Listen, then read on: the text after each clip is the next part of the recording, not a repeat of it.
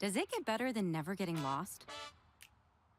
Does it get better than not parallel parking yourself?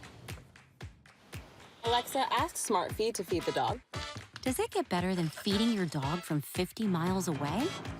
Yes, it does. At Buick, we see a future that's even better.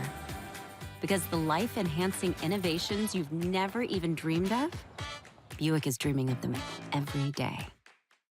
It's time to be smart. Roland Martin's doing this every day. Oh, no punches! Thank you, Roland Martin, for always giving voice to the issues. Look for Roland Martin in the whirlwind, to quote Marcus Garvey again. The video looks phenomenal, so I'm really excited to see it on my big screen. Support this man, Black Media. He makes sure that our stories are told. See, there's a difference between Black Star Network and Black-owned media and something like CNN. I got to defer to the brilliance of Dr. Carr and to the brilliance of the Black Star Network. I am rolling with Roland all the way. Honored to be on a show that you own. A black man owns the show. Folks, Black Star Network is here. I'm real revolutionary right now.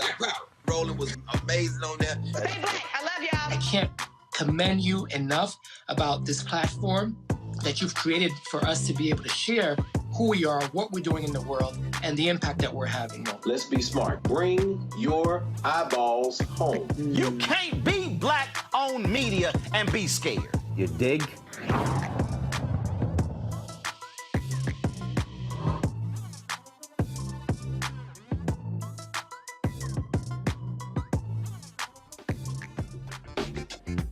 It's Monday, August 22nd, 2022. I'm Monique Presley, sitting in for Roland, who is down in the Bahamas, golfing, I'm sure. Here's what's coming up on Roland Martin Unfiltered, streaming live on the Black Star Network. Denver, Colorado police say Jordan Waddy, a black man, pointed a gun at them, and that's why they shot him and injured 6 others. But the body cam video shows that's not exactly what happened. We have Jordan Waddy's attorney here to walk us through what really happened on that July night. We also show you how cops in Arkansas, New York, and Illinois are causing trauma to those who they are sworn to protect. A civil rights organization holds a Mississippi town accountable for how the police have terrorized its residents. We'll talk to the founder of JULIAN about its civil rights lawsuit against Lexington, Mississippi. Herschel Walker declines, surprise, surprise, to debate Senator Raphael Warnock, but invites him to a debate the very next day. Y'all won't believe Walker's explanation. And we'll talk to Lurie Daniel Favors, the executive director of the Center for Law and Social Justice at Medgar Evers College, about what it will take to get young voters to the polls in November. In today's Fit, Live, Win segment, we're looking at the dangers of vaping, and there are a lot of those. It's time to bring the funk on Roland Martin Unfiltered, streaming live on the Black Star Network. Let's go. He's got it. Whatever the miss, he's on it. Whatever it is, he's got the scoop, the fact, the find. And when it breaks, he's right on time and it's rolling. Best believe he's knowing. Putting it down from sports to news to politics. With entertainment just for kicks, he's rolling. It's on go, roll, roll, y'all. It's Roland Martin, yeah. Rolling with Roland now.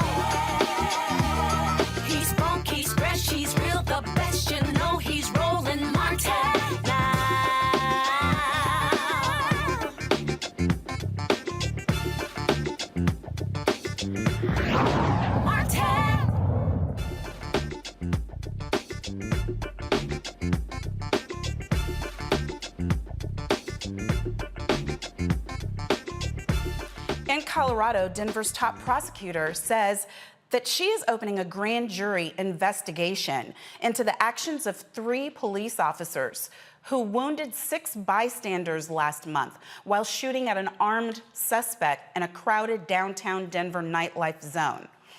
Before we watch the video, I want to warn you that what you are about to see is indeed disturbing. So if you're going to be triggered, turn away. Now is the time to walk out the room, or maybe just look away for a few minutes. Newly released body camera footage shows Denver police officers firing 7 times at suspect Jordan Waddy on July 17th. Waddy was hit, and Denver police say the wounded bystanders received non-life-threatening injuries and are recovering. Authorities say that Waddy, who is in police custody, also suffered non-life-threatening wounds. He has been charged with 3 counts of possession of a weapon by a previous offender and 1 count of third-degree assault. The officers involved are on administrative leave pending an internal investigation. Waddy's attorney, Tyrone Glover, joins us now. Welcome, Attorney Glover. Thank you for having me on. We're seeing far too much of this. And I wish I could say that we're surprised or that it's shocking or anything like that, but as you know, it simply is not. What is it, though, that you can tell us about the difference between the narrative, the version of events that the police officers are giving for their justification for shooting what seems to be out of control through a crowd and what actually happened? Yes, and I agree with you. Not shocking, but absolutely disgraceful. And the police's narrative has actually shifted and changed over the last several weeks. When they first came out, they said that my client, Jordan Waddy, was pointing a gun at them, that he was armed. But then when the body cams came out this week, we saw a very different picture. We actually see Mr. Waddy, not threatening the officers. He has a weapon, but he throws it off to the side, and it's flying through the air 8 feet away from him before they even start firing shots. After which time, they fire 7 more times at my client, Jordan, and at 6 other innocent bystanders who were just there trying to get some food from the food truck. Absolutely ridiculous. Right. Well, and it seems obvious that departmental guidelines were not followed for what would be necessary by use of deadly force, especially where there were so many. They can't claim that they were doing it in defense of others when others ended up shot through their actions. What is your information now, first of all, on how your client is doing medically and on how the others are doing? Yeah, and to your first point, they were responding to an alleged bar scuffle. They were walking up after there was an alleged scuffle with their weapons drawn, right? It started off excessive before even the first shot was fired. And these innocent bystanders, we had one young lady get shot through the shoulder, a gentleman shot in the leg. My client is an absolute miracle that he didn't die. He was shot 6 times, and he's struggling. He's a positive guy. He is thankful that he didn't die that day, but he's having trouble. He has numbness in his leg. He has trouble breathing because he was shot through one of his lungs. He's going to have a long road to recovery and undoubtedly complications from this later in life. He's a young man and can maybe bounce back temporarily now, but as he gets older, he's going to suffer because of this great injustice. Were you representing him prior to this, or have you been brought on as a civil attorney who's going to be representing him in this matter going forward? I've been brought on as a civil rights attorney going forward, but I'm working closely with his criminal defense lawyers in a coordinated effort to try to bring justice to this young man and bring attention to what's going on here in Denver, Colorado. This needs to be in the daylight. This needs to be under the national spotlight. The Denver Police Department should not be able to hide behind their local media. And we want to get justice for Jordan, and we want the nation watching while we do so. Absolutely. So what next steps? I understand you're saying all the right words. You're saying that you're going to try to get justice, but have you been in contact with the police department? Is there anything that you can share about where things are with that? Where things are for myself is we're looking to file a civil rights lawsuit as soon as practical. In Denver, Colorado, we were actually, in Colorado period, we were one of the first states to get rid of qualified immunity for officers. And so I can bring a lawsuit under the state constitution, and the officers cannot hide behind qualified immunity the way that they have been able to in so many federal 1983 lawsuits. So we are teeing up a lawsuit as soon as practical. We want to make sure we get it right. So we're dotting our I's and crossing our T's. And we're also trying to make sure, in working with his criminal attorneys, that he is treated fairly and gets due process in the criminal courts as well. Well, that's excellent to hear. I'm glad that you explained that distinction because certainly we had hoped to be able to get rid of qualified immunity with the George Floyd Justice and Policing Act, which did not go forward in this past Congress. I am still hopeful about more in addition to the executive actions signed by the president, but the fact that they will not be able to, at least in your jurisdiction, be protected such that they don't have any personal consequences, any personal financial consequences for their actions is very good news indeed. I want to bring in my panel and see if they have any additional questions. I'm excited to welcome, none of them strangers to me and all of them experts, so I know we're in for a treat tonight with what they're going to have to share with us. Dr. JULIAN Malveaux, she's Dean, College of Ethnic Studies at California State University. We have Dr. Omekongo Dibinga. He is a professional lecturer, School of International Service at American University, and a former teacher of my children. Just thought I'd throw that in there. He's an all-around great, smart guy.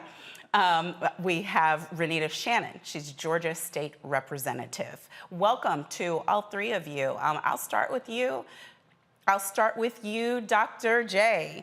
I obviously talked about what I think is good news about this case, but do you have any thoughts and do you have a question for our attorney? Sure. First of all, attorney, thank you for your work and for basically pushing this. It's very important. My question is about the body cams, the lack thereof. Why didn't any of those police officers have their body cams on? I think it was a bystander who captured the most important video. But increasingly, since what happened to George Floyd, police officers have been told to put your darn body cams on and they just won't do it. Can you explain that to me, please? In Colorado, the jurisdictions can essentially decide what their body cam policies are going to be. And there's some jurisdictions where they say, look, the second that you're out of your police cruiser, the second that you're on the street, that body cam is on and the sound is on. But Denver, there's discretion. They oftentimes will cover up their body cams. As you see in the video here, they don't start the sound oftentimes until after they start shooting or after the incident concludes. So you don't know what these officers were saying to Mr. Waddy, whether they told him to drop the weapon, which is exactly what he did and was never pointing it. The discretion that they give to some of these departments, and specifically Denver, oftentimes works out in their favor when they're trying to cover up some bad police misconduct. Dr. Dibinga, do you have a question for our guest? Yes. First of all, thank you, Mr. Glover, for the work that you're doing for our community. It's greatly appreciated. The question I have for you is, what are you going to say to those people who are going to say, oh, my gosh, he should have just complied. He should have never had the weapon. The people who are going to ignore all of the other people who got shot, who are going to say, oh, it's his fault because he had the weapon. Like you said, he didn't draw and point it towards them. He was getting rid of it like they would say to do, drop your weapon and the like. But these guys who are going to do everything to put all of the blame on him, the victim, what do you say to them based on what you know about this case? Possession of a weapon in Denver, Colorado, in the state of Colorado, in the United States, is not a death sentence. You don't get to use lethal force against somebody simply because they are in possession of a weapon, legal or illegal.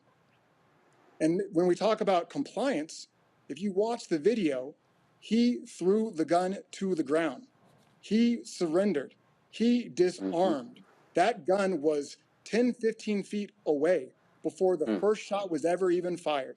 And then they fired 6 more times. They were never in any danger. They originally held him for menacing, which is essentially threatening someone with a weapon, brandishing. Those charges were never brought because there was not probable cause, not an inkling of even reasonable suspicion for a menacing charge. So he complied. There's your compliance. And they still shot him. You know what, Shannon, I want to, Renita, give you an opportunity to ask a question, but I just think what Attorney Glover said is just so critically important. Having a gun, legally or illegally, is not a death sentence. It really is not trial by cop and sentencing by cop, execution by cop. That is not what the law is supposed to be in the United States. And sometimes we only want it to be where we have these super perfect, or at least we try to make them super perfect victims as plaintiffs in these cases. And to me, that completely misses the point of the protections that are supposed to be available under the law. Renita, do you have a question before we go to break? Sure. Thanks, Attorney Glover, for the work that you're doing. And I hope that the other victims who were involved in this incident also have an attorney who is as invested in this issue as you are. I think this issue just kind of clearly points out on what we've known for a long time, which is that police don't use the best judgment in all situations. And we've seen other incidents like this happen across the country where police officers have shot into public crowds, have not used great judgment. And that's why you see in some states, police officers are curtailed as to when they're able to be hyper aggressive in trying to take someone in. So, for example, in some states, they're not allowed to do car chases because we know that that's very unsafe, for police officers to be doing that. And in some states, there are just parameters around when they can kind of use this kind of force. I guess I just wonder, have you had any conversations with any lawmakers? I've got some friends out in Colorado. Have you had any conversations with lawmakers around putting some type of parameters around what police officers can do in Colorado? We've had ongoing conversations over the years with many of our lawmakers. I mean, it's one of the reasons why we were the first state to get rid of qualified immunity. In this particular instance, it just shows that there's a lot more work to be done. And there are lawmakers in our state legislature who are very capable and very invested in these issues. And come session, which will be, we're actually, believe it or not, already ramping up, even though it doesn't start until this winter. My hope is that we'll have some common sense policy solutions to start dealing with this. And I hope one of the things through bringing a lawsuit and bringing this to the attention of the city and county of Denver is that we can have some real changes and reforms with the customs policies and practices for the Denver Police Department. Well, we're certainly hoping the same. Attorney Tyrone Glover, thank you so much for being on today. We wish the very best, good health to your client, Mr. Waddy, and we wish you good success in obtaining justice on his behalf. We will be right back after we pay some bills on this break. See you on Roland Martin Unfiltered on the Black Star Network.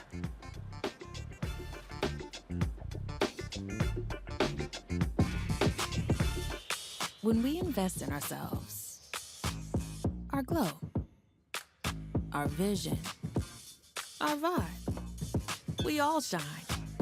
Together, we are black beyond measure.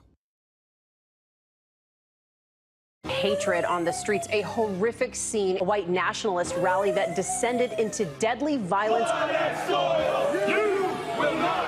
White people are losing their damn minds. As an angry pro-Trump mob storms the U.S. Capitol, we've seen shooting. We're about to see the rise of what I call white minority resistance.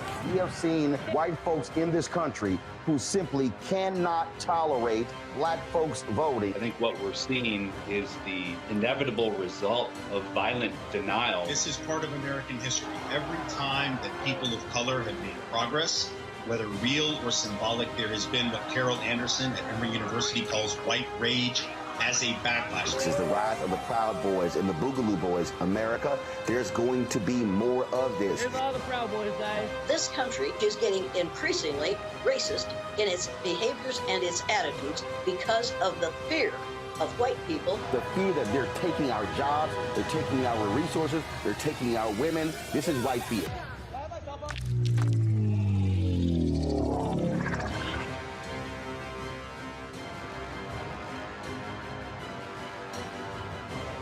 When we invest in ourselves, we all shine.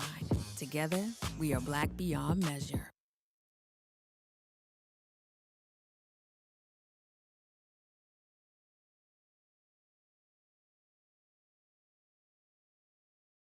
When you talk about blackness and what happens in black culture, we're about covering these things that matter to us, speaking to our issues and concerns. This is a genuine people-powered movement. There's a lot of stuff that we're not getting. You get it, and you spread the word. We wish to plead our own cause. Too long have others spoken for us. We cannot tell our own story if we can't pay for it. This is about covering us. Invest in black-owned media. Your dollars matter. We don't have to keep asking them to cover our stuff. So please support us in what we do, folks.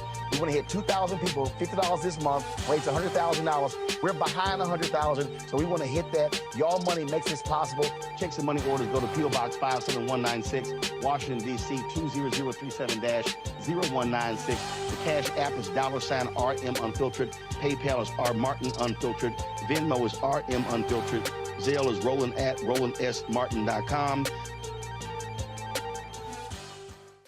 It's Kim Whitley. Yo, what's up? This your boy Ice Cube. Hey, yo, Peace World. What's going on? It's the Love King of R&B, Raheem Devon, and you're watching Roland Martin Unfiltered.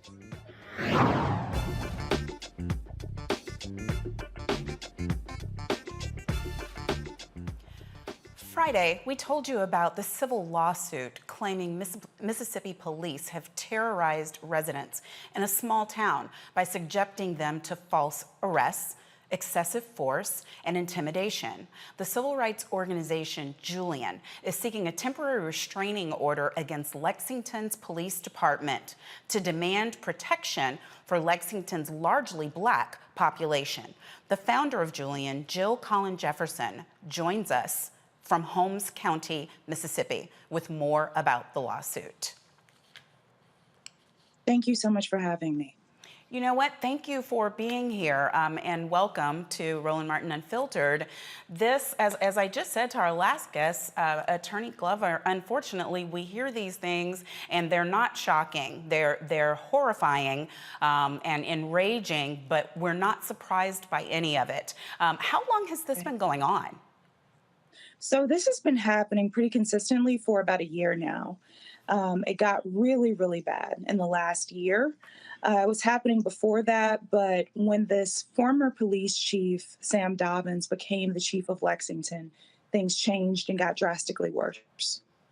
So is there pretext for what is happening? Are they claiming that there has been some sort of uptick in criminal activity and that has led to the increase in stops, frisk, search, et cetera? Or on what basis have they been doing it?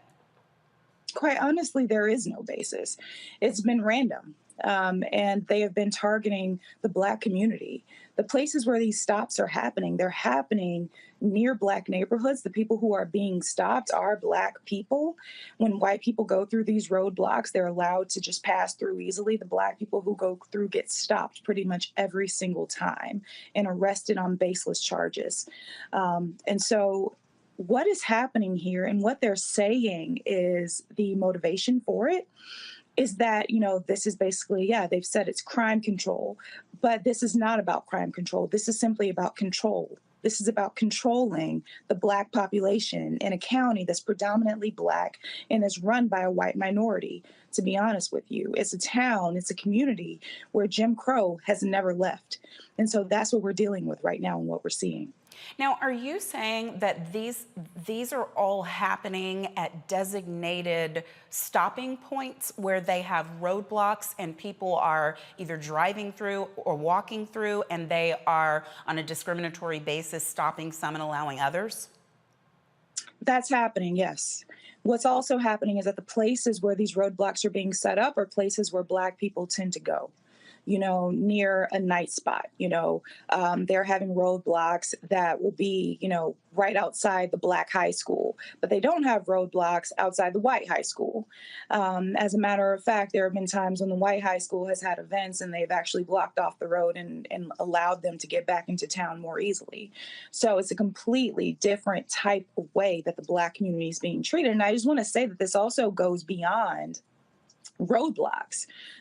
This is people who are they're sitting at their homes and they're being targeted. They're on their own property and they're being targeted. So this is not just a matter of, of roadblocks. It goes way beyond that, where people are not even able to find safety and security on their own private property in their own homes.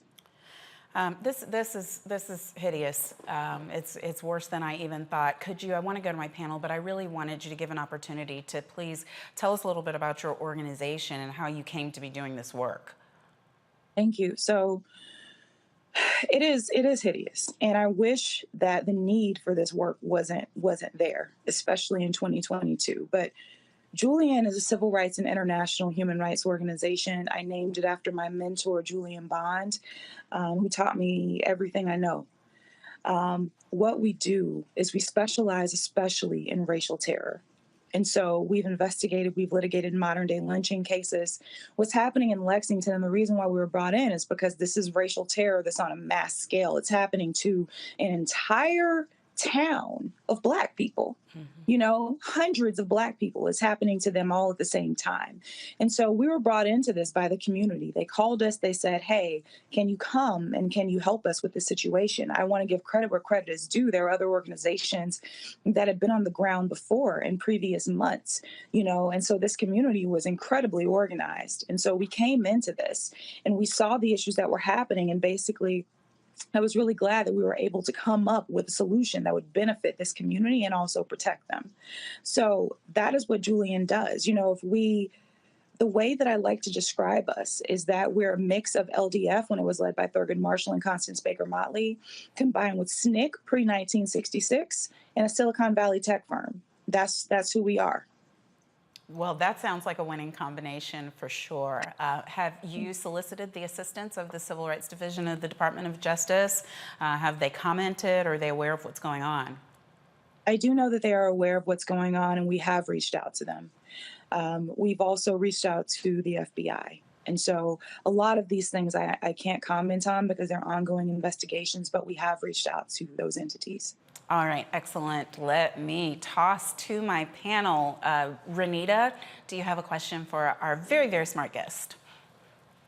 Sure. Well, I want to say first, thank you so much for your work on this issue. This is something I've spent a lot of time on as a lawmaker, working on policing and police accountability issues. Wanted to ask you, what is the best way that folks can support you? Because what you're doing is so important.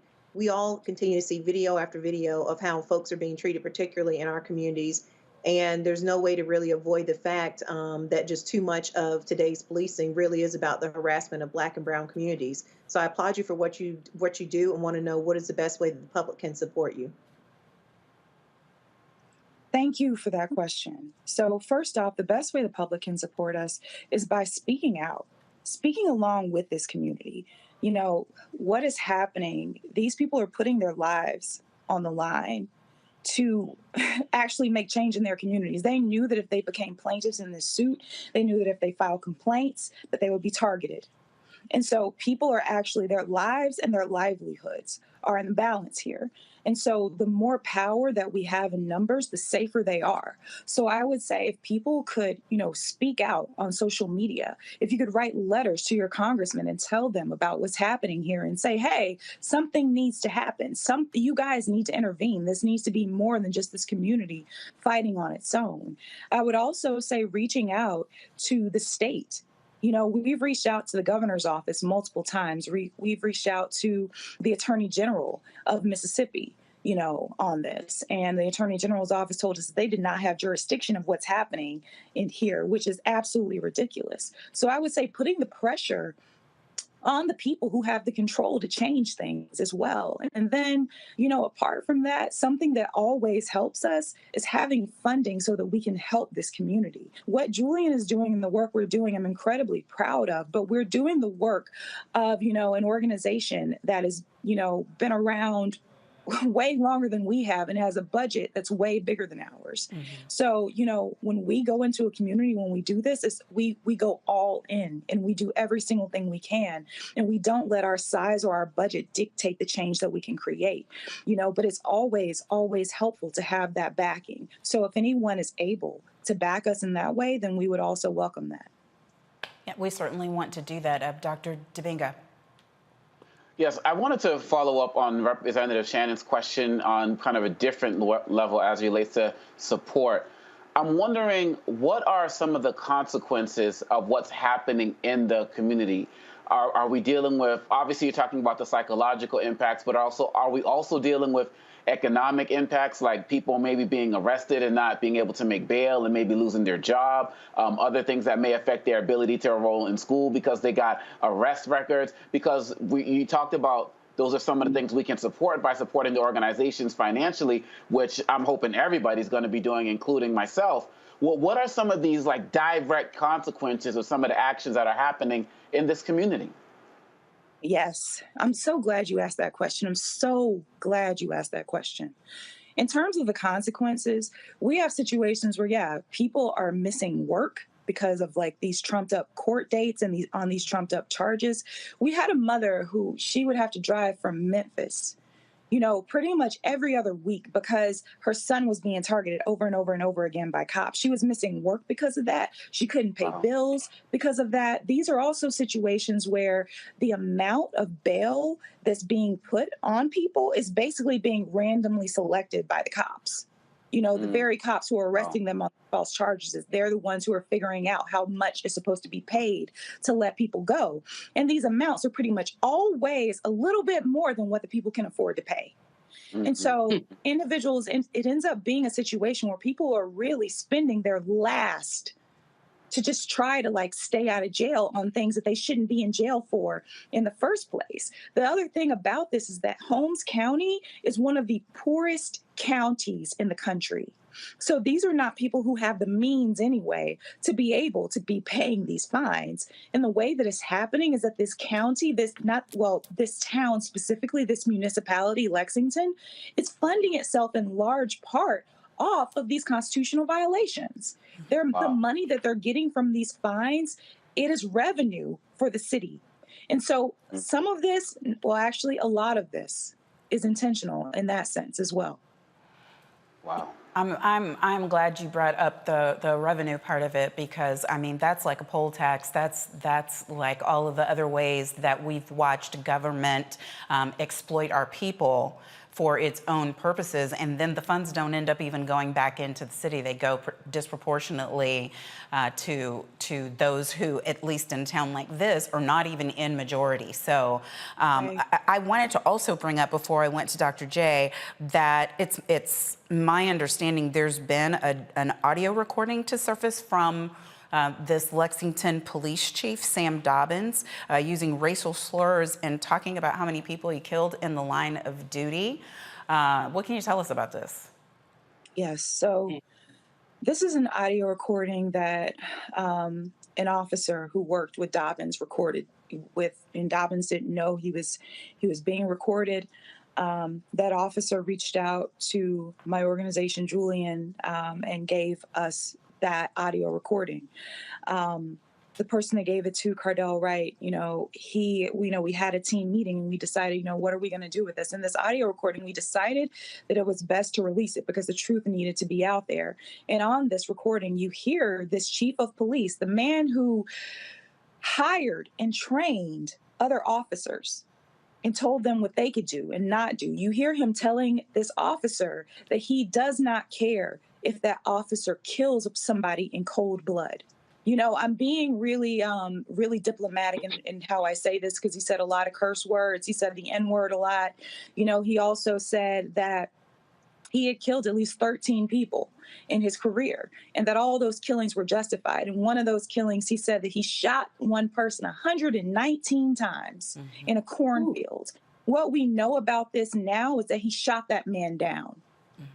And so this recording is basically, it told us what we already knew about this police force. We already knew that this is how they operated. We already knew that this is how they thought. We already knew that this is how decisions were being made and that they did not care about people's lives. We already knew all of this. But what it was confirmation for people who refused to believe the things that we had been saying, who refused to believe the things that other groups like Mississippi Freedom Democratic Party and One Voice and NAACP had been saying about what's been happening in this community. It was confirmation that all along we have been right. And so now that this is out there, you know, this officer, this police chief, he was fired effective immediately. But the thing that people don't realize is that vote of the Board of Aldermen to fire him was 3-2. That was that should have been a unanimous vote. And the deciding voter in that, the alderman who voted to fire him, he was actually fired from his job that same day. He worked in an all-white funeral home, and the people who owned that funeral home fired him. And then when it got out that he'd been fired because of the backlash, they hired him back. But since then, this alderman has been afraid to speak to people because his livelihood is on the line. This is how stifling the white supremacy is in Lexington. Every single branch of government is controlled by it. People do not have recourse when something happens to them. They just have to deal with it. And so this is why we have to why we filed this suit to protect them, because no one else is. The county where they're paying taxes to, the city where they're paying their taxes and where they live, it's preying upon them. The police are the gang of the town. Yeah. And unfortunately, it's not just there. Racism is in vogue in the United States. Dr. Melvo. Sister, first of all, thank you for your work. It's so very important, not only for your town, but also for towns all over the country. Putting Lawrence in context, it was founded in 1866 at the end of enslavement. And as you described this police officer or police chief, it seems like he's still stuck in the land of cotton, in enslavement. You mentioned the aldermen, and I'm just curious about the political breakdown there. White folks represent about 64% of the population, African Americans 32%, and the rest is other. About a small town of about 13,000 people. Are there Black elected officials? Are they empowered, or like this alderman, are they afraid for their lives and their livelihoods? This takes us back, remember what they did to Fannie Lou Hamer. Put her off the plantation where she was picking cotton because she wanted people to register to vote. So I'm interested in the political demographics and whether or not there are Black people who are empowered in Lawrence. Yes, so in Lexington, the Board of Aldermen is actually 4 Black people and 1 white person. The mayor is white. The former chief of police who was fired, he's white. The town is controlled by a powerful white family called the Barretts. The judge, the municipal judge, is white. And so there are Black people who have power, but on that Board of Aldermen, the Board of Aldermen generally doesn't move without the mayor having them move, and we know where the mayor stands on all this. Also within that Board of Aldermen, there are Black people on that board who are basically there because the white power structure knows that they're not going to kick up dust and knows that they're not going to push for change. So it's kind of, you know, and in Lexington, the demographics are they're more drastic than the state of Mississippi. In the state of Mississippi overall, the Black population is, you know, about what you said, you know, it's over 30% Black. In Lexington, the Black population is over 80%. The white population, yes. So it's a situation where you have to ask yourself, why in the world is this town run by white people when it's predominantly Black? This town is 86% Black. So that absolutely does not, on a lot of levels, does not make sense. Cliff Albright and Latasha Brown always talk about how we've got the power.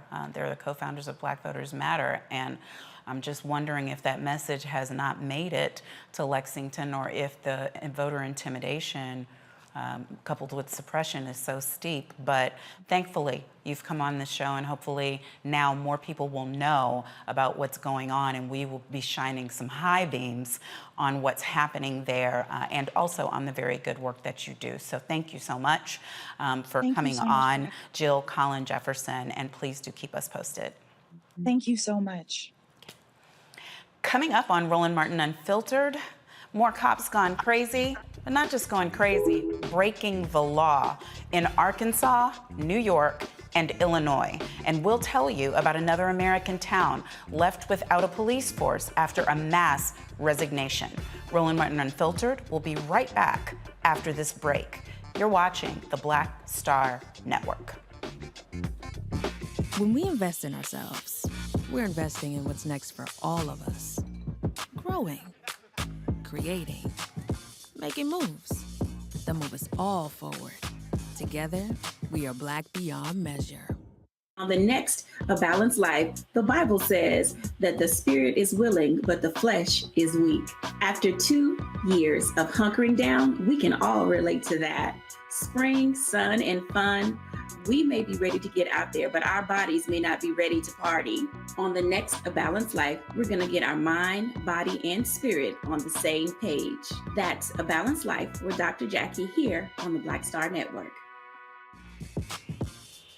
When we invest in ourselves, our glow, our vision, our vibe, we all shine. Together, we are Black beyond measure. Pull up a chair, take your seat. The Black Tape with me, Dr. Greg Carr, here on the Black Star Network. Every week, we'll take a deeper dive into the world we're living in. Join the conversation only on the Black Star Network. Hi, I'm Vivian Green. Hi, I'm Wendell Pierce, actor and author of The Wind in the Reeds. Hey, yo, Peace World, what's going on? It's the Love King of R&B, Raheem Devon, and you're watching Roland Martin Unfiltered.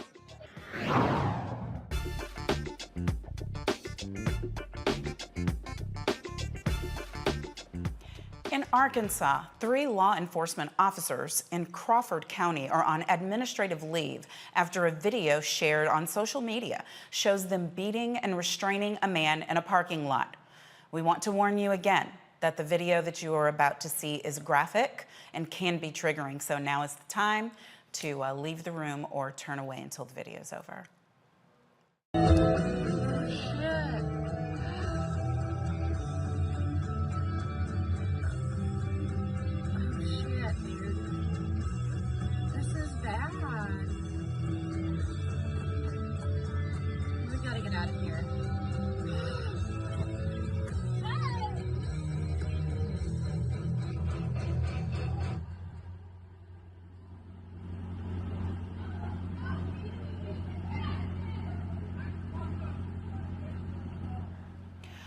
Arkansas Governor Asa Hutchinson made this statement about the incident.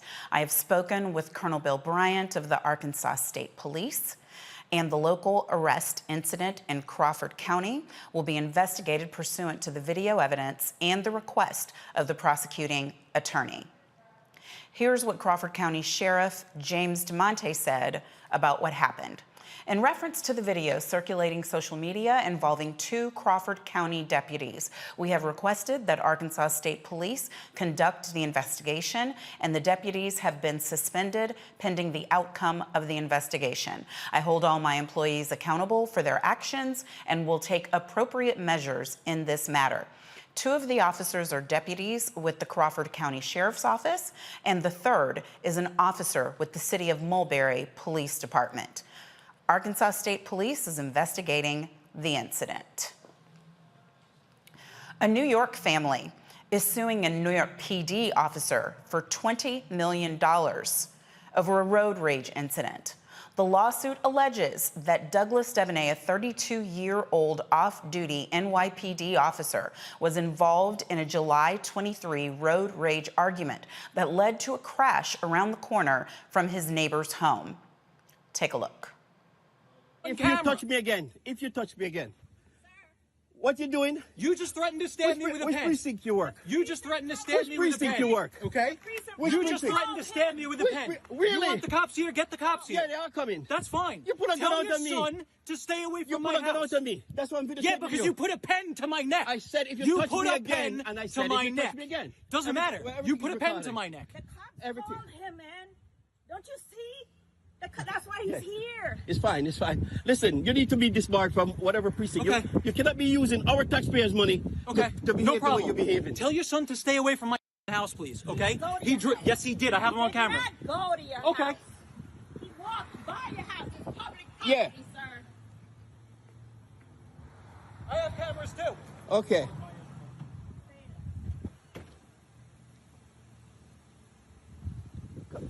Use this. Let him call 911. Let me call Mr. Hall. I tell him that it was a cop. Did he show his gun to you? Yes, he did. He did. Yeah, He did. because your husband put a pen to my neck. Are you? No, I did not. I said, get off my Put step. a pen to my Get neck. off my step. I'm just Everything is trying to recorded. talk to him and find out what's going on. Really? Okay? Yeah. Everything is Look. recorded. So Yeah. we'll see if he I didn't. put He didn't come to my house. Okay, here you go. So there's one. He stopped right there. Right now, he sent his friend as well.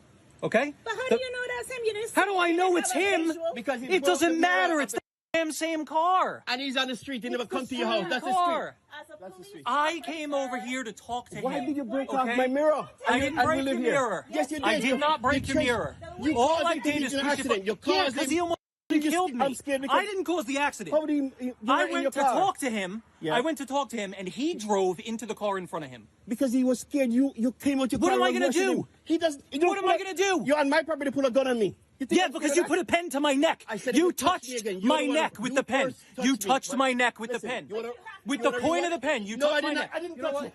Yeah, you did. Yeah, you did. You really? First of all, you're on my step. I came to have a conversation, Listen, okay? Listen to me. I came to have a conversation. I was going to Listen, talk to him. everything is on- I was going I'm to making watch it. apologize You before. rewatch You this. came and you took a pen and put it to my neck. No, I said Yes, if you you did. touch me again, I didn't touch you. And you went right here. No, I didn't Yeah, you touch you. did. No, well, we'll see. You wanna... Debonair faces the rare charge of second-degree menacing and another of fourth-degree criminal mischief, both misdemeanors, according to the Suffolk County District Attorney's Office. Debonair has only had one complaint filed against him to New York City's Civilian Complaint Review Board for abuse of authority in 2017. Some people just have no damn business being on law enforcement at all. Yet another off-duty police officer inflicting trauma. A Chicago police sergeant has been charged in an off-duty incident where he was caught on video pinning down a 14-year-old after suspecting him of stealing his son's bicycle. Park Ridge police say that Sergeant Michael Vitellero is facing official misconduct and aggregated battery charges concerning the July 1st incident. Last week, the 49-year-old officer surrendered himself to the police. Vitellero's next court hearing is September 8th. And still more. Another small U.S. town is now without a police force after every officer quit. Melbourne Village, Florida's 6 police officers submitted their resignations last week. Now the village, with a population of 822, is deciding whether to rebuild the police department or extend a contract with the Brevard County Sheriff's Office, which will step in to take care of police services in light of the resignations. The town of Melbourne Village, which is about 70 miles southeast of Orlando, is not the first to have the police department wiped out by widespread resignations. In July, the majority of the Kenly, North Carolina Town Police Department resigned over a conflict with newly hired Black Town Manager Justine Jones. According to the Police Executive Research Forum, resignations spiked 18% in police forces between 2020 and 2021. All right, I'm going to bring the panel in, though I gotta say, I have no idea where to begin. Lord have mercy. Representative Shannon, let's start back and then work our way forward. What we are seeing over and over again with these police forces is that if they cannot control who they report to by way of race, they refuse, flat out refuse to work for people of color, Black and brown people, in any way, shape, or form. Absolutely. That is what you're saying. And I wish that the media would actually stop reporting on these stories about police departments resigning, because it sounds more grand than it actually is. Most of these towns, you're talking, when you say department, most of these stories are 5 or 6 people resigning. And that just happens to be the entire police department, because these are cities and towns where they don't actually have a lot of residents. And so we have had, even in the case here in Georgia last year, we had Republicans, by the way, pass a bill, put a bill on the floor to abolish a police department in Glenn County because there was not enough need. And so when you look into this story about the Melbourne town, you've got one officer saying on record, they didn't really have anything going on. There were not robberies occurring.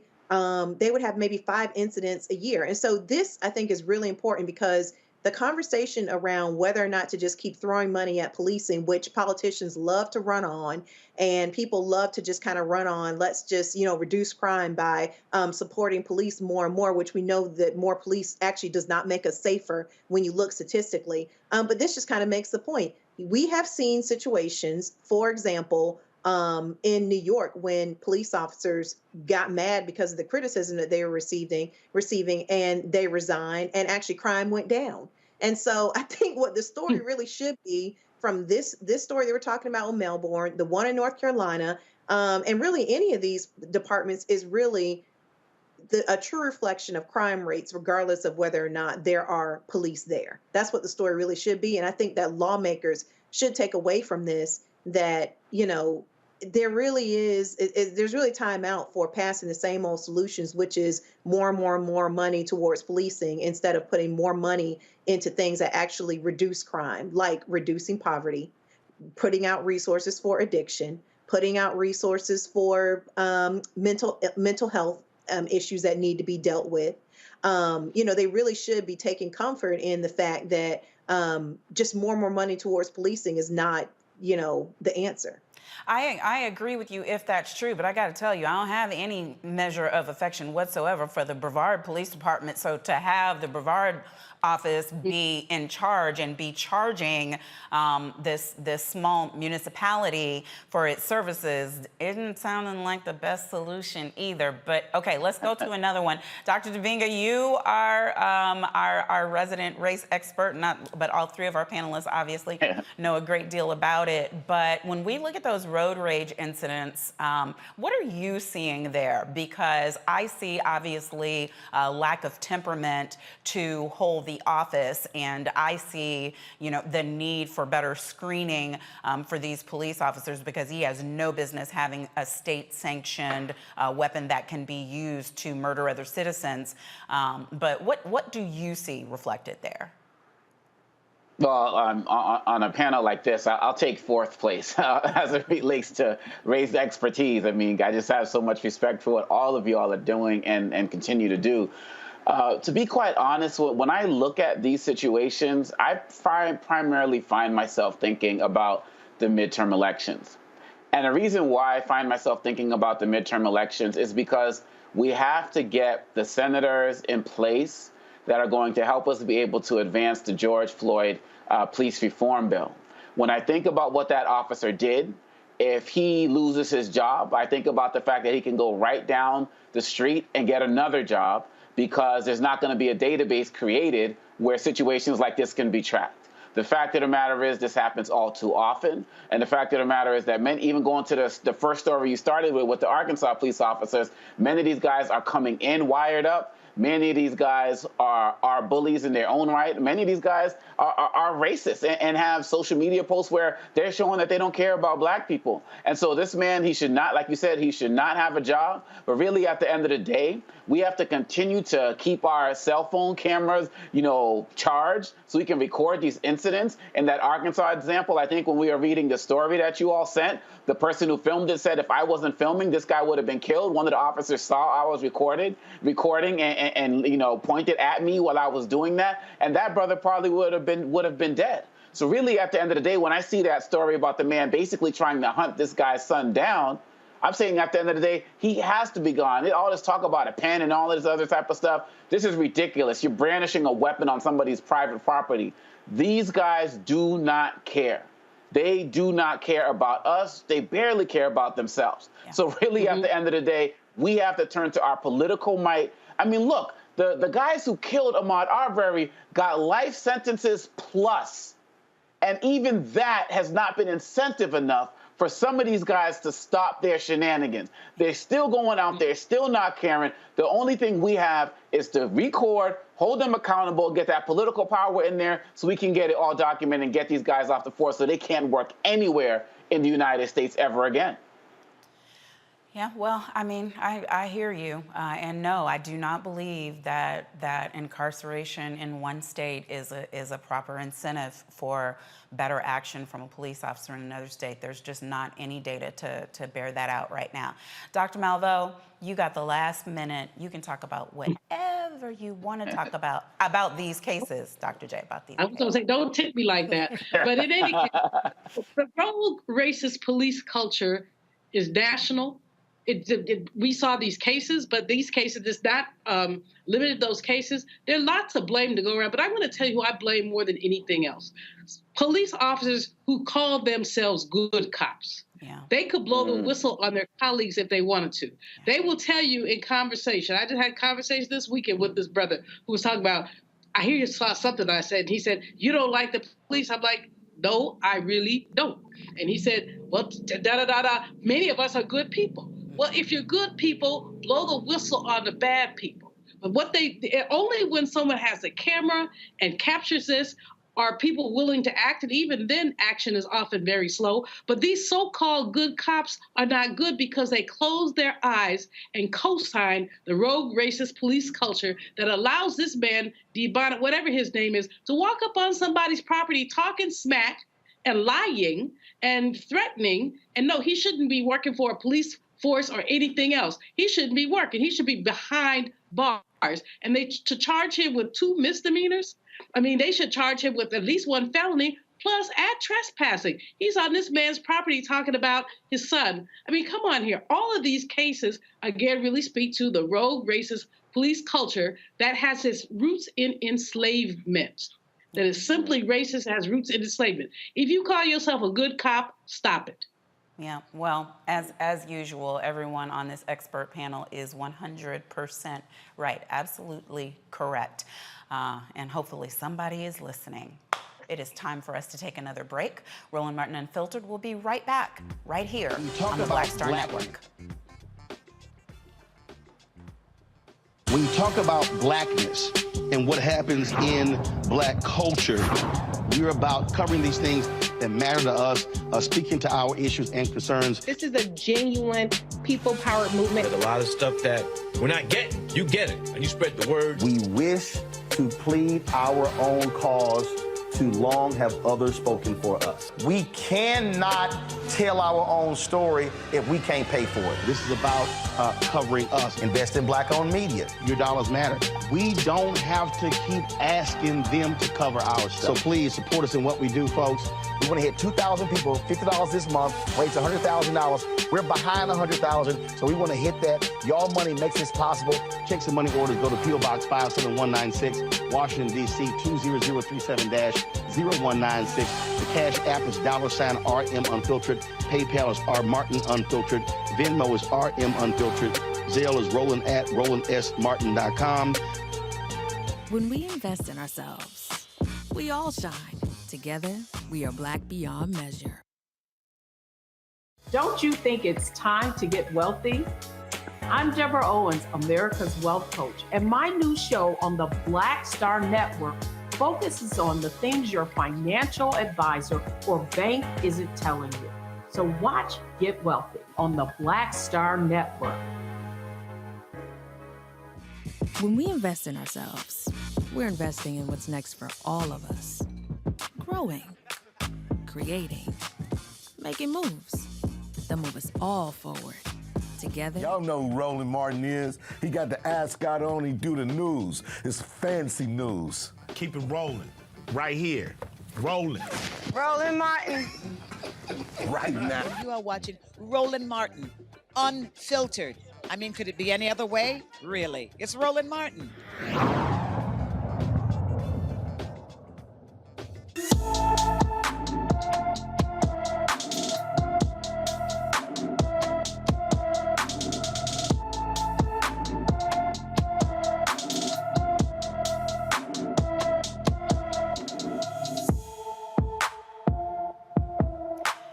Gianna Patterson from Pottstown, Pennsylvania, has been missing since July 29, 2022. The 15-year-old, who goes by the name Nook, is 5 feet 3 inches tall, weighs 120 pounds, with black hair and brown eyes. Anyone with information about Gianna Patterson should call the Pottstown, Pennsylvania Police Department at 610-970-6570. Primary Tuesday is coming up. For the past several months, Tuesdays have been setting the stage for who will be battling it out in November midterm elections. Tomorrow, voters in Oklahoma, New York, and Florida head to the polls for the primaries. All eyes will be on Florida, as Senator Marco Rubio of Florida is trailing Democratic opponent Val Demings in a new poll. A University of North Florida survey found Ms. Demings, who represents Florida's 10th congressional district, is leading Mr. Rubio, a Republican, seeking a third term, 48% to 44%. So, what is being done to ensure that that poll is right, y'all, so that we can get young voters to head to the polls to cast their ballots? I don't have all the answers, but I know someone who does. Joining me now is the Esquire, Lurie Daniel Favors, the Executive Director for the Center for Law and Social Justice at Medgar Evers College. Attorney, welcome, welcome, welcome. It's a pleasure to be here with you, attorney. It's so nice to be here. Thanks for having me today. Yes, and we have to keep meeting like this. We had such a great conversation on my show a few days ago that I was like, I know who knows the answers. I know who knows the answers. Lurie knows the answers. We don't have as much time, but what can you tell us? Tomorrow is a huge day.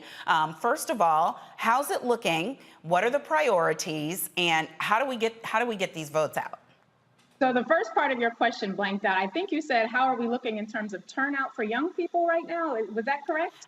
Yes. How is it looking now in terms of like what is expected? Is this going to be one of those dead as a doorknob turnouts, or are our numbers looking up? Well, if you're looking in New York City, you might start feeling a dead as a doorknob turnout, because the reality is we're seeing in a variety of places where the fact that it's a midterm election, and midterms are always difficult in terms of turnout, the fact that voter suppression is real and making it more difficult for voters to get out is also happening. It really is going to depend on your local communities and how the grassroots communities have effectively moved into on-the-ground outreach. We've seen a lot of success with folks who are having what I like to call real talk conversations about voting, what really can happen when you vote, and being honest about what cannot, but tying the issues that young people care about to the electoral system is step number one. Yes, please, please, please tell us about that, because one of the things that stuck in my head that you talked about was that we can't try to get our young voters to turn out by beating them up with everything they owe our ancestors for the opportunity to vote. There's a history gap, and it does not move them the way that it moves some of us who have lived to see some of it happen. So you start someplace else with young voters. Where's that? I like to start with what they care about. And I will typically ask them, what are the 3 things that you absolutely love about your community? And then what are the 3 things that you cannot stand, that you wish you could change? And inevitably, they'll say things, or for the latter question, of course, police brutality comes up, homelessness comes up, economic instability comes up, gang violence. And then we kind of plot a path backwards from the issues they care about to ask them, who do they think is in charge of those policies? So if you have an issue with the way your community is being policed, makes perfect sense. Did you vote in the last election for your local sheriff or for your local mayor? No? Well, you should have, because the mayor might appoint the chief of police in your community. Were you able to get a stimulus check during the pandemic and able to spend it in a way that was helpful for you? Were you able to get access to extended unemployment benefits because jobs in your community are scarce? Well, whether or not you were able to get the extended unemployment benefits, which really helped a lot of Black voters, because quite frankly, 80% of us do not have jobs that allowed us to work at home. Many of us face layoffs. But if you ask Black voters, did they care about that extra stimulus package, and did they care about getting additional funding for unemployment benefits? Absolutely they did. Well, if you lived in a community that was led by Republicans who did not agree with expanding those benefits, or who did not vote for you to get additional stimulus checks, well, then that made a real difference. If I can start with what they care about and then tie that to the vote, we're a lot more effective at getting people to actually not just commit to voting, not just registering to vote, but doing the hard work of getting there and then bringing their family and friends and community with them. Absolutely. And you know what? Wink, wink. It might not just be young voters that works for. I don't know, Lori. But something else that I think is important, and then I want to pitch to the panel. I'm sure they have some questions for you. You explained in a way that to me, it keeps it real, but also helps to manage our expectations about what the vote is and what the vote can do, and the fact that it's not a panacea, it's not a miracle drug, it doesn't fix everything, it's not going to drop $1 million in your bank account. It's none of those things, but still necessary.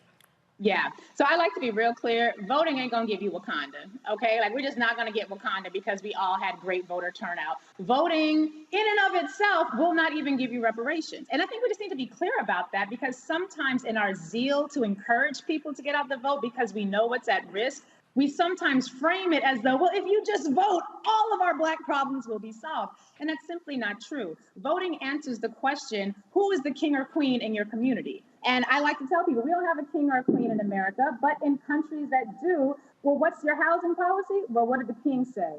Whatever the king said, that's the housing policy. What's your policing policy? Well, did you ask the queen? Who gets health care in this community? What did the king say? Do you have racism here? Well, that depends on what the queen said. Did you ask the queen? In those societies, those decisions are made by the king or the queen, and they don't really care what you have to say. In this country, the people who get to answer all of the substantive policy and decision-making questions in our communities are the people who get the most votes. So what does policing look like in your community? Well, what did the people who you elected into office or didn't show up to vote for so they got elected anyway, what did they say? Do you have hospitals in your community? Well, you might, but if you're in a rural Black community, like most of the Black folks who live in the South, you might not have a hospital, although the hospitals are going to be increased and expanded in white communities. So if you're not voting for the people who get to sit in the king or queen position, you basically have a monarchy that is going to get to decide every single thing that matters for you, and you don't get to have a say. And if you like that, that's fine. But what I like to also remind people, Monique, is that it would be one thing if we didn't live in a society that was literally founded by psychopaths who base their entire economic and governing policy on hating Black people and stealing land from the indigenous. But since that is where we started and that is who we live amongst, we got to be real clear. Either we are putting a king and queen into office who is going to maybe not move us into Wakanda as much as we like, but they're not trying to kill us, or you're going to be governed by people who literally would base their national governing philosophy on your complete and total devastation. Ooh, that was a mouthful and an earful. Attorney Lori Daniel Flavors. Dr. Malveaux, questions? First of all, you on fire, sister. I mean, you seriously putting that fire out there. Appreciate it. I want to know, we all are talking about young voters because they are more ambivalent than seasoned voters are about the process. But I'm not sure that seasoned voters are voting as much as they can. When we look at voter participation rates, I mean, they're below 60%. So let's not blame our youngins. Let's talk about those who are over 50 and are not voting. What can we say to them? So I think we should avoid blaming any of these groups, because the reality is our low voter participation is not a function of our decision making. It's a function of the fact that for the first 300, and I think it's 45 years, from 1619 until 1965, somebody can check the math, we were intentionally, proactively excluded from gaining any of the experiential knowledge that we would need in order to not just vote, but to vote effectively. And so we have a lot of gap in information to fill in. And quite frankly, regardless of whether you're 18 or 88, there are a lot of us who simply maybe participate in an election, might vote once or twice, a couple of times. We have our super voters, yes, but the reality is most of us do not have a real clear understanding as to how civic participation, which includes the vote, but it also includes the 10 steps before you get to an election day and the 10 steps that exist after you've actually voted that take us from recognizing a problem to actually implementing and protecting a solution. The reality is most of us just cannot make those connections. So those of us who can have a particular responsibility to create opportunities, educational programming, and formats that will allow people to fill in that 345-year gap. We only been voting without risk of getting lynched since 1965 Voting Rights Act was passed. That's less than 60 good hard years of active engagement in the electoral process.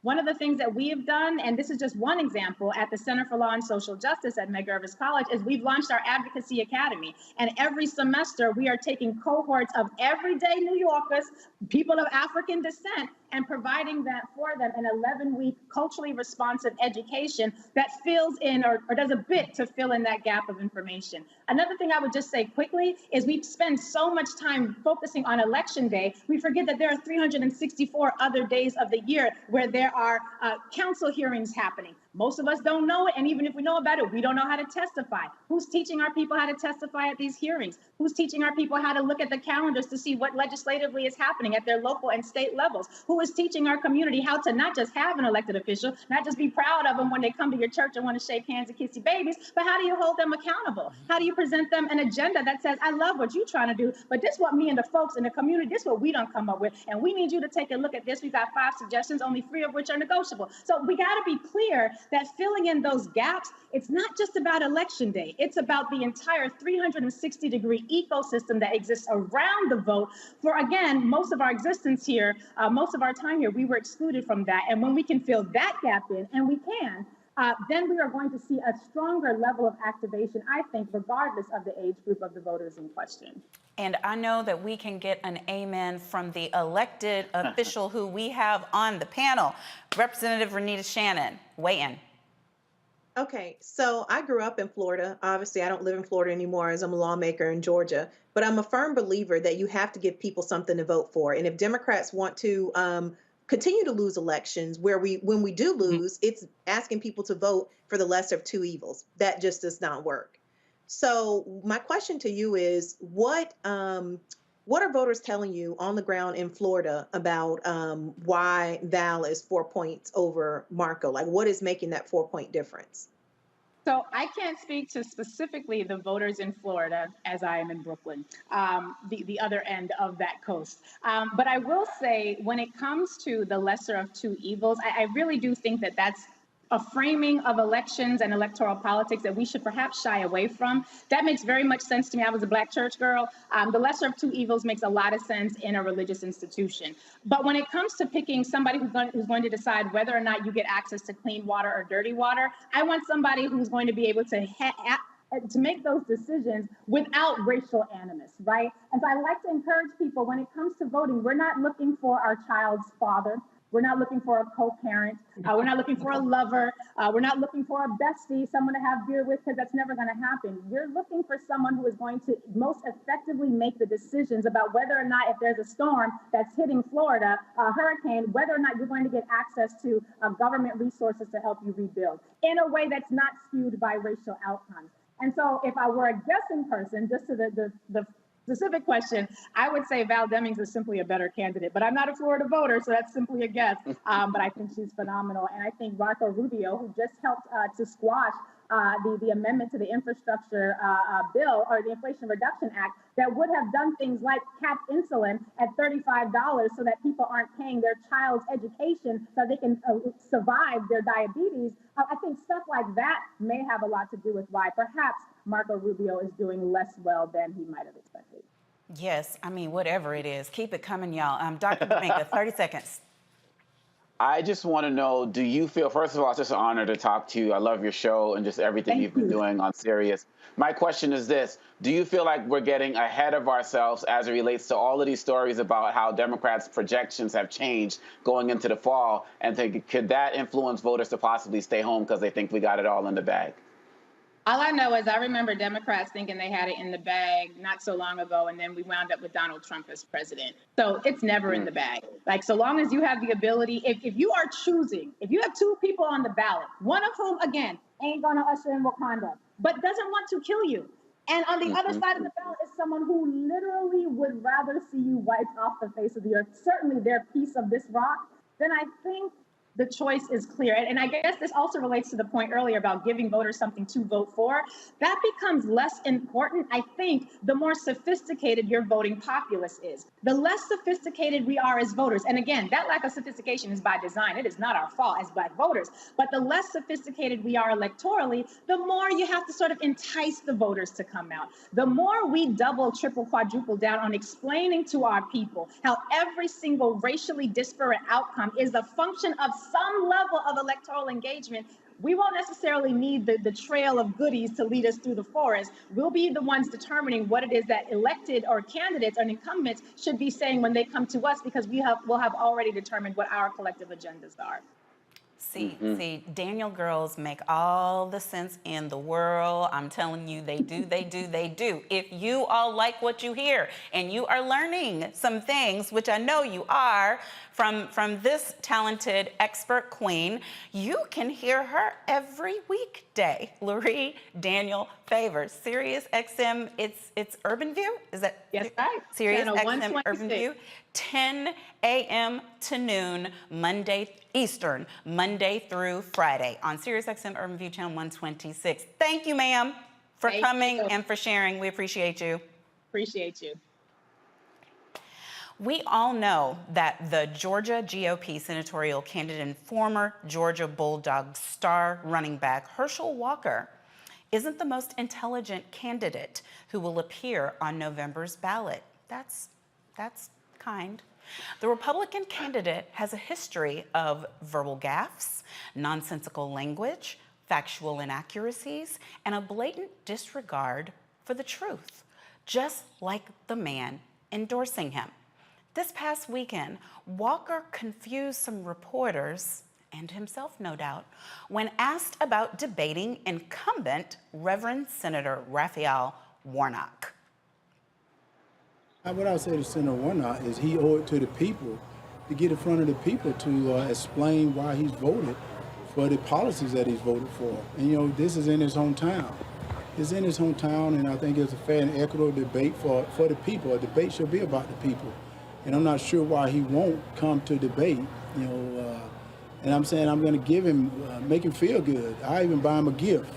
I buy him a gift. I may drive him to the debate, in one of my nice cars and stuff. And I'm not going to buy him a suit because his suit costs too much. But I do whatever to get him to debate me so he can see the contrast between he and I. I believe in lower taxes. He believes in giving more taxes. I believe in less crime. He believes in voting for these judges that believe in no cash bails. There's a big contrast between Senator Warnock, and I believe in being honest, being transparent. Right now, he's not transparent. He said he's getting away from Joe Biden, and everyone knows when you voted with him for 96% of the time, how in the world can you erase that? Right now, it's time to vote. You want people to think, I'm going to be tough. I'm getting away from Joe Biden. You're not tough. You're just pretending. Because if we vote you back in, you're going to do the same thing you've done, and that's vote with Joe Biden and hurt this country and hurt this state. Now, I want to piggyback on that because 13 WMAZ invited you to a debate, and it's going to be on Mercer's campus on October 13th, but you haven't responded. Do you intend to be there? I'm not going to respond to anything because, that's not a debate, and you know that. When you got people that have contributed to this campaign and it's in this room that only 2 people are going to see it on Sunday night, I think, NFL football, like, God, I'm giving you an opportunity to be statewide so everybody can see what it is, see the contrast between the two of us. I don't know how you can ask for anything better. That's like the rumble in the jungle. Everyone get a chance to see. He and I go at it because he's the sitting senator, and I'm from Wrightsville, Georgia, this little country boy that's not too smart, and I'm trying to unseat a senator that has been there wrecking things. So I'm going to call him Wrecking Ralph and stuff, that he got to get to Savannah, Georgia to go up against Herschel Walker, and you ought to tell him that. October the 14th, Savannah, Georgia, in front of an audience, and he get to be statewide. He can't ask for nothing better than that. You know that.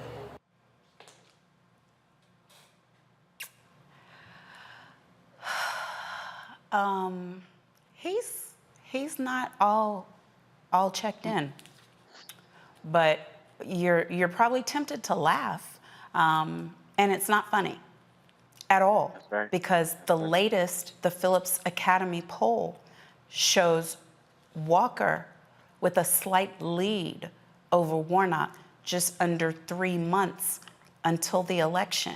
Run that back, slight lead. That you just heard has a lead to represent other human beings in an elected office. What kind of country are we even living in where that is possible? Senator Lindsey Graham gets a momentary legal win by a federal appeals court that halted the Republican lawmaker from complying with a subpoena from a Georgia grand jury investigating election interference. But the South Carolina lawmaker must explain to the judge in a filing why she should partially quash or modify his subpoena under the speech or debate clause of the U.S. Constitution. At issue is Graham's involvement in persuading Georgia election officials in 2020.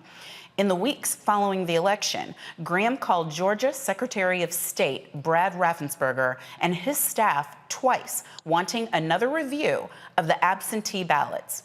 Graham maintains he did nothing wrong and was engaging in legitimate inquiries as a lawmaker under the Constitution's speech and debate clause when he contacted Georgia officials.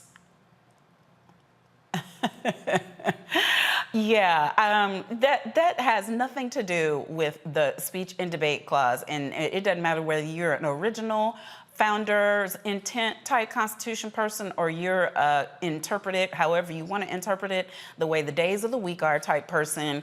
That is not what that is about, but it's going to push things and delay them. Dr. Demings, is this more just party politics, business as usual?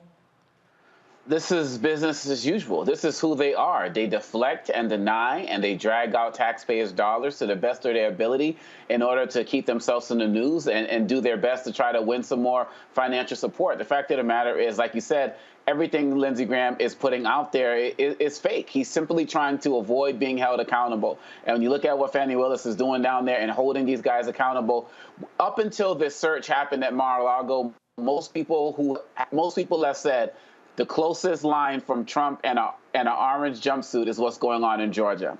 And the fact of the matter is, this could also be the case of what's going on with Graham if he tries to obstruct once he is eventually ordered to have to testify, which I think that he will. Same thing of Rudy Giuliani, who was there last week. And going on for your Warnock story and Herschel Walker, this goes to the question I asked Larry in our last segment.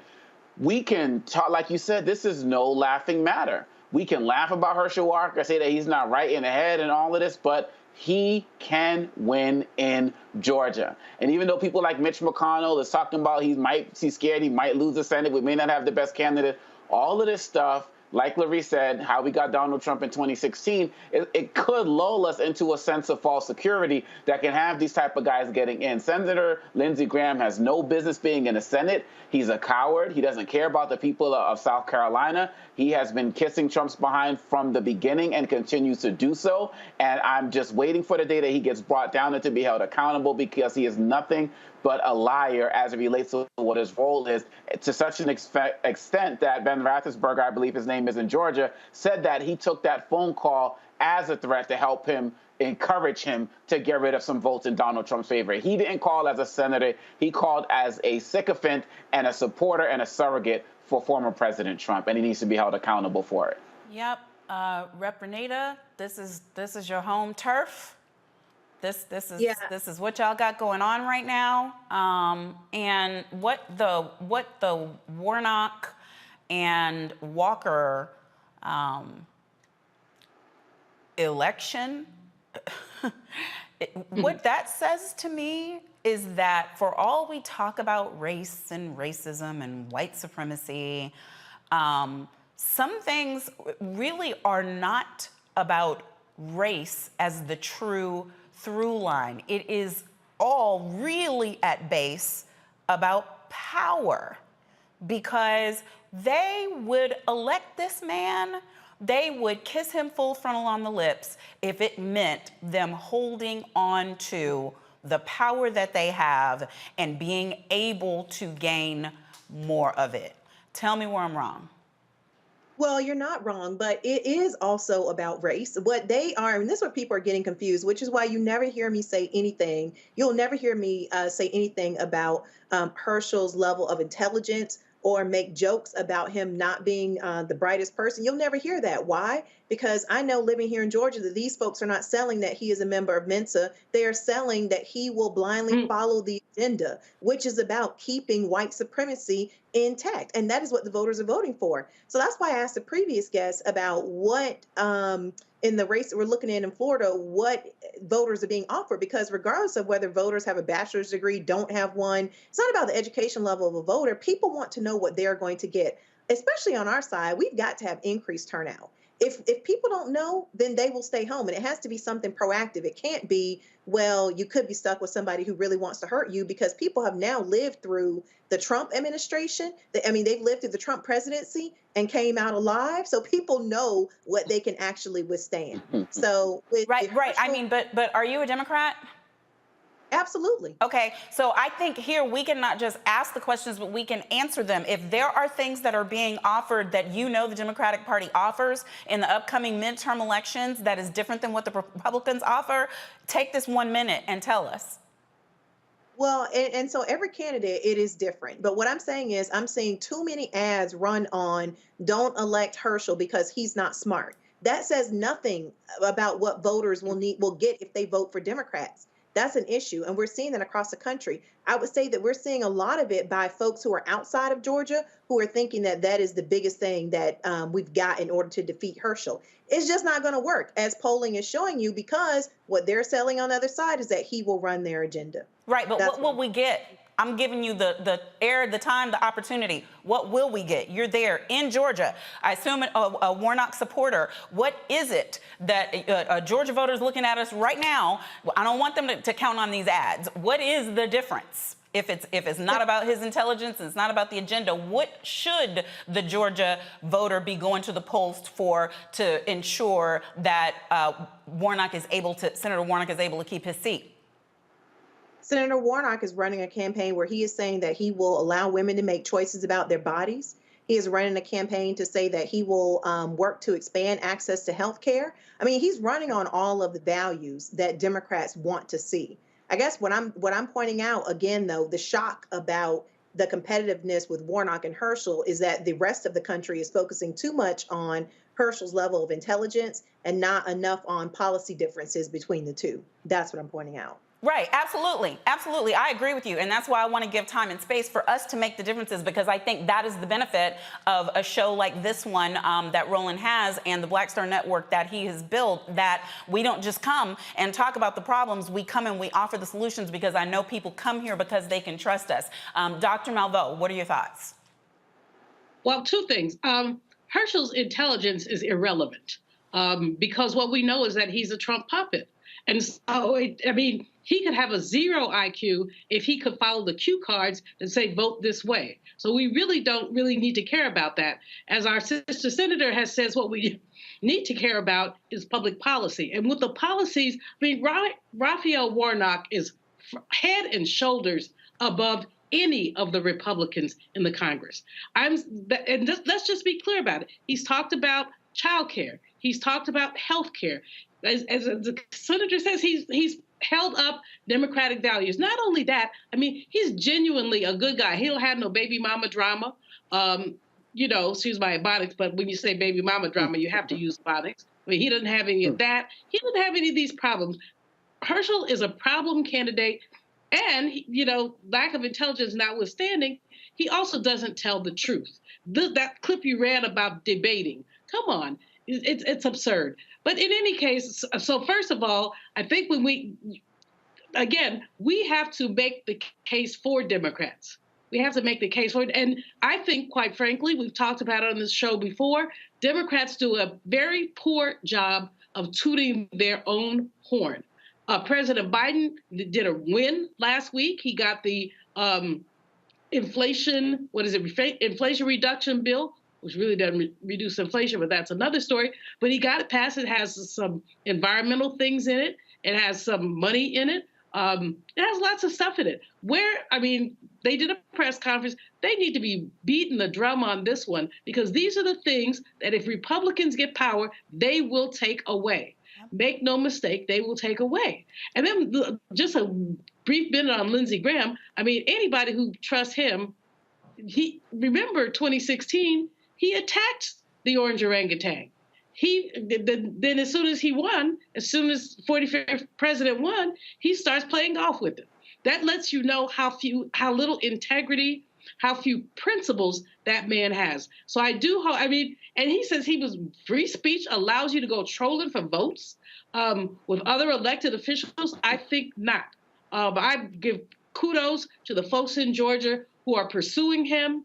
Kudos to the folks who are that sister district attorney or attorney general, whichever she is, who's saying we're going to stop this stuff. But, we can't depend on one elected official. I don't care who he or she is and how much we love them. We have to depend on ourselves. We have this segment on voting. And I always say about voting is not the most you can do. It's literally the least you can do. Once you voted, what else are you going to do? Will you hold these people accountable? And if you can't, you're part of the problem. Yeah.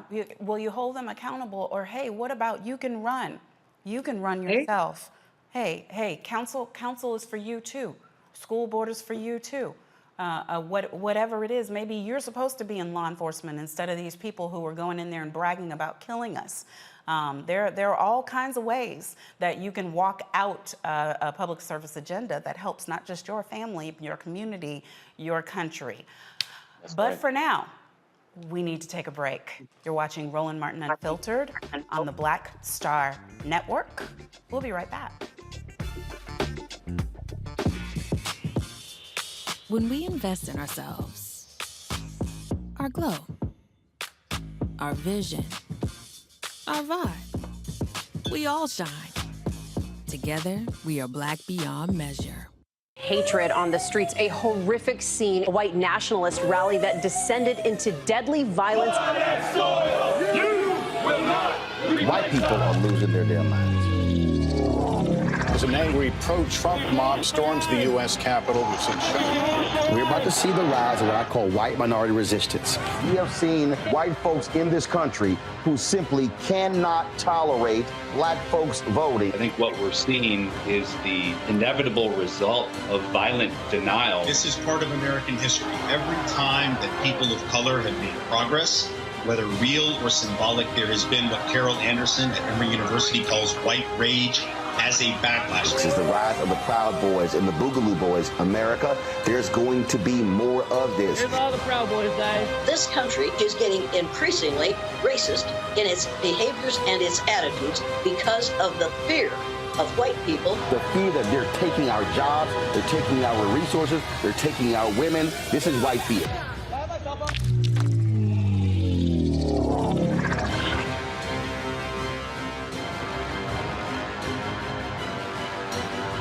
When we invest in ourselves, we all shine. Together, we are black beyond measure. Hey, I'm Cupid, the maker of the Cupid Shuffle and the Wham Dance. What's going on? This is Tobias Trevelyan. And if you're ready, you are listening to and you are watching Roland Martin Unfiltered.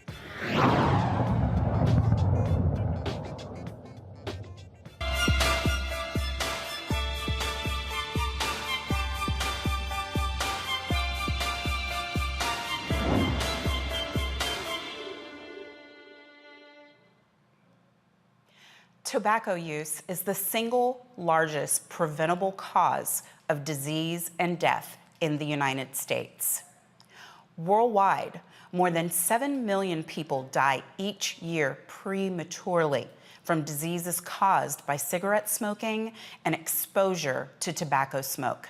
In the US, 480,000 people a year die from some kind of tobacco use. Teen vaping is on the rise. The American Lung Association reported a 73% increase in the practice among teens since 2016. And as the new school year gets underway, students will face renewed social pressure to vape.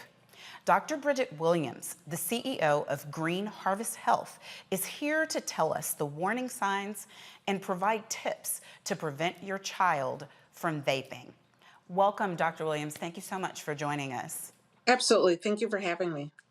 So we all say that we know the dangers of smoking and the dangers of cigarettes and secondhand smoke. Some maybe do not know the equal and now even greater dangers that are caused by vaping for our children. Can you explain what vaping is and what actually the contents are in the smoke that's being vaped? Absolutely. So vaping is very attractive to young people. It is actually marketed, what we've seen, though it was originally supposed to be seen as a way to help people stop smoking. It's actually been a way for more and more young people to get into this space. So instead of combusting a cigarette, which we're used to with all sorts of brands that have combustible cigarettes, what we're finding is that with vaping, you're actually inhaling the mist off of nicotine, but also usually 2,000 other chemicals that tend to be in this product. And not only is it attractive and techy, but it is also highly addictive, with one pod or cartridge being equal to a pack of cigarettes. Wow. I had no idea the number for potency was that high. Why was it ever thought to be an off-ramp? So the original idea was to try to stop people from combusting. Whenever you were burning any sort of cigarette or anything at all, you increase the likelihood of carcinogens getting into your lungs. So this was originally developed in 2003 as an idea, as an easy way to slowly pull people away from smoking. However, in doing this, we have actually found a brand new way to get people addicted. And with the marketing that they do, it's been more than successful, obviously. So have there been enough years with the vaping happening out there for them to know what the numbers are in terms of it being a carcinogen that's leading to cancer, and are our teens now as the lead vapors at higher risk of cancer in the future because of it? So we're still at the beginning of this. A lot of this just started in the early 2000s, so very long-term studies we haven't actually had. But what we do know is that our increase of throat irritation, mouth irritation, and coughing is increasing. They've actually found that there's an increase in anxiety and depression with these students, and that there's the likelihood of this actually being a gateway drug is something that we're finding as well. Another interesting thing as far as long-term use is that there's a decrease in impulse control. And so this is not meant for the teenage brain. The teenage brain is still developing.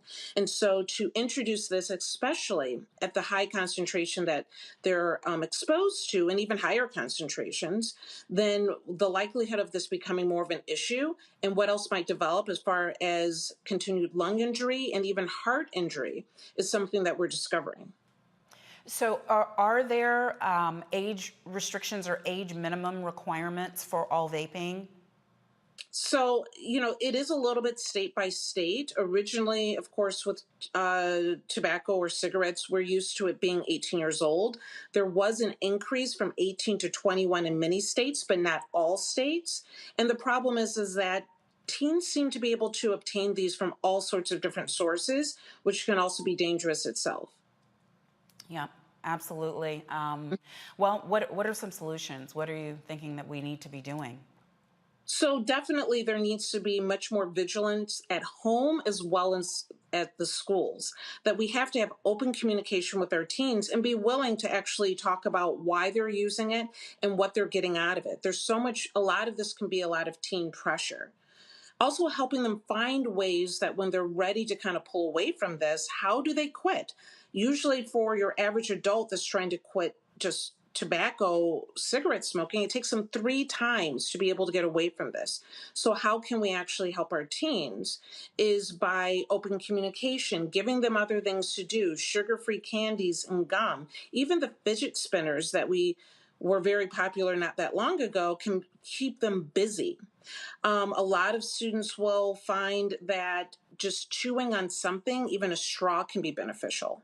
So I know that in many schools, they have what they call like zero tolerance policies for vaping, and kids can get expelled, kids can get suspended, get in a lot of trouble. But it seems to me that that's at cross purposes with the notion of it being an addiction and them needing help in order to stop doing the thing that can get them in trouble. What's the fix on that? So we need to take this more seriously. That there was, of course, back in the 70s and 80s, this big issue with teens and exposure to cigarettes. And we haven't had that same focus as far as how do we help our teens now with these vapes. So instead of expelling our students, there should be support groups for them. There should be more communication with the parents, that we should have more behavioral modification and cognitive behavioral therapy to help pull them away from an addiction that they many times, of course, were not intending to get involved in. Yeah. Absolutely. I want to give our panel quickly an opportunity to ask questions, starting with Representative Shannon. Do you have a question for our guest? I do. So you talked about how vaping is a lot harder to quit. Why is that? Is that the chemicals in the vaping? And if so, what are the differences between the chemicals and traditional cigarettes that just make this harder to quit? So the teenage brain is more likely to be drawn into addiction because it's still developing. So that in itself makes it that much more difficult. But if you consider one pod being the equivalent of 1 pack of cigarettes, and for many of these kids, they're going through it. Some might take 10 days to get through it, but for some, it might take them 2 days to go through a pack of cigarettes, and we're talking about 15 and 16-year-olds. So they graduate into a heavier use, then many times it takes years and years for adults to get to that point. Dr. Dominga?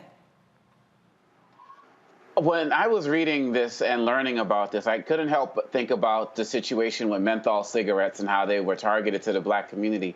Are there extra steps that we within the Black community need to take to be extra vigilant to make sure that this doesn't become the next addictive substance for our community? Absolutely. So again, it's always about communication, but also looking how readily available is this when you're going to your corner store? Are they making sure that they're doing that age check to make sure that the person that's purchasing this is over 21? That we have good monitoring of our bathrooms in our high schools and middle schools, as well as on the playground even for young kids, so that they're not falling into this trap of using this. A lot of these devices don't look much different from a flash drive. And so we have to be vigilant and be aware of what they're exposed to. And for a lot of people, they just ignore it and don't think that it's a serious issue, but it can be a serious issue for the developing brain. Absolutely. Dr. Malveaux? Thank you for your work on this. It's so very important. I remember when vaping first came out and folks talked about it as an alternative to actual cigarettes. In fact, my mom, who's somewhat addicted to cigarettes, we encourage her to vape because we figured that it would burn her lungs less. But somehow this thing has gotten out there. It's become very popular. They have flavors, which makes it very attractive to young people. How did it get to be so widely used? And again, what are the tobacco companies doing? I mean, it's irresponsible. They know better than to push cigarettes, but they're pushing this vaping with the same kind of aggression that they once upon a time pushed cigarettes. So how did it get to be so popular, and why are they pushing it so hard? Absolutely. So when you're adding that flavor in there, obviously it makes it a lot more fun. And a lot of the names of these brands, you know, the flavoring is mango and blueberry vanilla and bubblegum. So they also put a chemical in there, the propylene glycol, that creates these big plumes and plumes of smoke that makes it taste good as well as it looks fun. So the marketing is attractive, as well as the chemicals itself make it a lot more fun for people as well. So it became more and more attractive because that's what they wanted to do. It became a new avenue to gain a new brand of customers. And even though there might have been good intentions initially, that's not how it ended up. So even though there's been a ban on flavoring, for kids somehow still find access to this. And originally, a lot of these flavors are out there. A lot of it's been narrowed down to mint and, much more toned down flavors and not so fruity and exciting. But kids, companies are still finding ways to get it in kids' hands. And so even there's this recent ban with the JUUL company that was really the driving force of this. And even though there's been a ban on them, which started in June, right behind that, there was an appeal decision. And so the ban has actually been put on hold. So we have a lot of work to do to protect our children as well as ourselves. Well, thank you so much, Dr. Williams, for bringing us more information that we need to know about the risks and the dangers that are involved. And I hope that we will all pay more attention and be more vigilant so that we can keep our youngsters and, frankly, everybody out of harm's way until we get our arms wrapped around all of the potential negative and harmful side effects of vaping. Thank you so much for being with us. Thank you. All right, everybody, we made it to the end. But you know what? 3 things. First, I want to thank the panel. Thank you, Dr. JULIAN Malveaux. Thank you, Dr. Domingo. Thank you, Representative Renita Shannon. You guys are bright and brilliant and talented, and you make it easy in the host chair. So easy.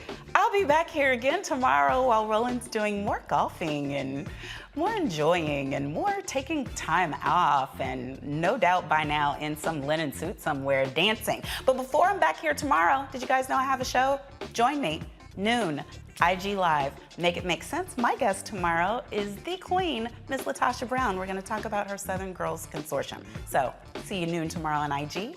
See you right here tomorrow, 6 p.m. Eastern. Bye-bye.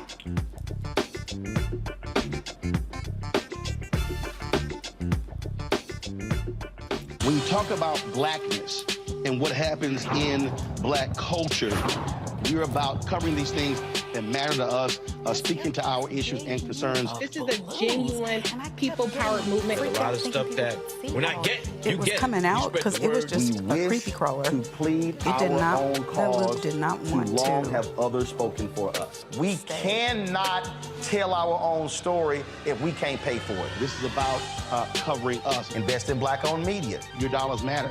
We don't have to keep asking them to cover our stuff. So please support us in what we do, folks. We want to hit 2,000 people, $50 this month, raise $100,000. We're behind 100,000, so we want to hit that. Your money makes this possible. Check some money orders. Go to P.O. Box 57196, Washington, D.C. 20037-0196. The Cash App is $RM Unfiltered. PayPal is R Martin Unfiltered. Venmo is RM Unfiltered. Zelle is Roland@RolandSMartin.com.